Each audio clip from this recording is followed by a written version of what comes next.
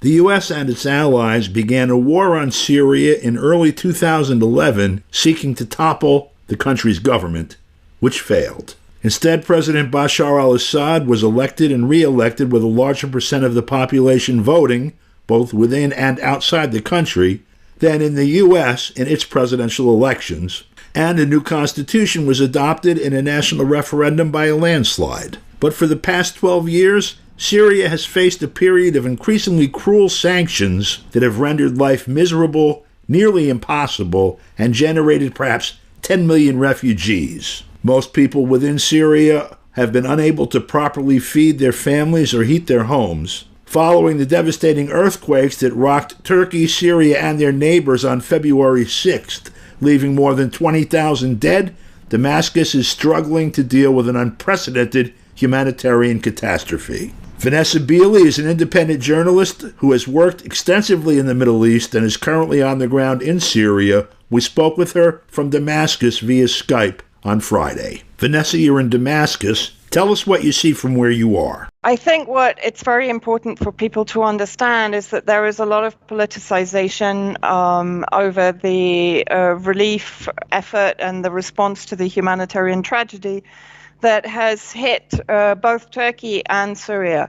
And the reality is that the majority of corporate media are claiming that it is the Syrian government that is politicizing the calls for humanitarian aid. However, this is completely untrue. The US, the UK, and the EU are effectively managing the response effort and sending humanitarian aid to one section of Syria, and that section is northwest Syria, Idlib, which is under control of what is known as a US asset. That has been stated twice, once by Jake Sullivan in an email to Hillary Clinton, and secondly by Ambassador Jeffrey, who was Mike Pompeo's point man on Syria. Brett McGurk has stated that Idlib is the largest al-Qaeda haven since 9/11. So this area, which is entirely under the control of the terrorist groups dominated by al-Qaeda, is the only area that the US, UK, and EU are admitting humanitarian aid to via a single humanitarian crossing on the border between Turkey and Syria, known as Bab al-Hawa. Its other purpose is a trading post for al-Qaeda, where all the humanitarian aid, both now and in the past, has been received by the armed group and is then stored and sold at extortionate prices to the Syrian civilians. Nothing will change during the humanitarian crisis. So when the US is claiming, one, that it's sending humanitarian aid to Syria, while it is occupying the northeast of Syria, and effectively controlling Syrian resources, which include oil. And Syria right now, for the last 5 or 6 years, is an energy-deprived state. We don't have electricity. We don't have heating fuel in the dead of winter, and we've had recent freezing conditions to compound the humanitarian tragedy in the north after the earthquake. So America is effectively occupying Syrian resources. It is also only supplying humanitarian aid, as I said, to terrorist-controlled areas in the far northwest of Syria. And it is effectively blaming the Syrian government for not allowing that aid to enter Syria. Well, if you look at a map of Syria, you will see that the entire northern border is controlled either by Turkish armed proxy groups, which are effectively illegal terrorist groups operating inside Syria that have been brought under the control of another NATO member state, Turkey, or under the control of al-Qaeda, the US asset. So how on earth can it be claimed that the Syrian government is preventing aid entering via this corridor? The only other corridor that is open between Iraq and Syria that is under the control of the Syrian Arab Army and the Iraqi PMU forces is regularly bombed by both the US. Biden bombed it within days of his election, and Israel regularly bombs any humanitarian convoys that enter through this narrow corridor under the control of the Syrian government. At the same time, the Syrian government has been negotiating for the past 3 days with the armed groups in Idlib through the UN to allow the Syrian government to send in humanitarian convoys via Sarakeb, which is under the government protection since 2020, when the Syrian Arab Army liberated Sarakeb from the armed groups backed by Turkey and, of course, the entire US alliance. And in fact, the UN has been delaying that convoy, the UAE, and this will also give you some indication who has controlled these armed groups from 2011. The UAE has been responsible also for negotiations with the armed groups in Idlib to allow the Syrian government convoy to bring humanitarian relief to the Syrian people there under the control of the armed groups. And the armed groups have effectively refused to allow the convoy on the basis that, of course, I'm sure, they are under pressure to refuse it in order to support the narrative that Assad is not allowing aid to enter Idlib.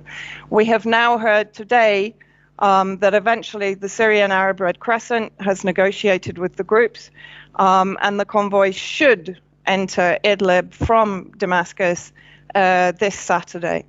The US is claiming to have lifted sanctions for 6 months on Syria to effectively allow humanitarian relief to come into the affected areas. However, I think this is nothing more than a political maneuver by the US in response to outrage from the non-aligned bloc, which include Iran, Russia, Venezuela, Armenia, Algeria, Egypt, Jordan, Lebanon, countries which have defied the Caesar Act sanctions that penalize countries that come to the assistance of Syria. Basically, these countries have defied it on the basis that they are supporting the humanitarian relief effort, and they have exposed the US, the UK, and the EU and their collective allies as being nothing more than inhumane players in this war that they started back in 2011 to topple the Syrian government. Further politicization, if we're talking about that, has come from Israel itself when Benjamin Netanyahu claimed that the Syrian government had requested Israel's help, bearing in mind that Israel regularly bombs civilian airports, as in Damascus. It has bombed, as I've mentioned, humanitarian convoys that have been bringing much needed aid to Syrian civilians for the last few years from Iran through Iraq and into Syria via the Al-Bukamal border. The most recent bombing targeted an entire convoy of food and clothing for the Syrian people even before the earthquake happened. Now, this claim by Netanyahu is completely false. I've had that confirmed to me by sources here in Damascus. And again, this is sheer politicization of a human tragedy. And of course, what we're also seeing is the renaissance of the White Helmets, the military intelligence organization established in Turkey and Jordan in 2013, embedded with the armed groups and tasked with criminalizing the Syrian government and allies, staging chemical weapon events such as Duma 2018, discredited by dissident OPCW inspectors. And suddenly we're seeing the brand of the White Helmets being repolished and represented as the humanitarian complex in Idlib. Don't be fooled by this. They are the auxiliaries of Al-Qaeda, and they are funded by the US-UK cartel simply to act as the cover for the armed group crimes in Syria. You know, in addition to that, I mean, this all takes place on a landscape where there's been a war for 12 years been conducted that's generated, the last count I knew was near 10 million refugees. And as you mentioned, an infrastructure that's in tatters. Yeah, but I mean, you know, the 10 million refugees, you have to also understand that the majority of those refugees were actually driven into Syrian government-protected areas by the armed groups funded and armed by the West, predominantly by the UK and the US. So yes, people have been displaced, and now, of course, thanks to the earthquake, the people, an example for Aleppo, that was one of the worst damaged cities. And why was it one of the worst damaged cities? Was because the terrorist occupation of both east, west, and north, three corners of Aleppo, During the occupation, the terrorists dug vast catacombs of tunnels under the houses that have now collapsed under the pressure of the earthquake. And the same people that were displaced then by the terrorist groups that invaded their neighborhoods and drove them out of their homes and into government protection now have lost their houses again.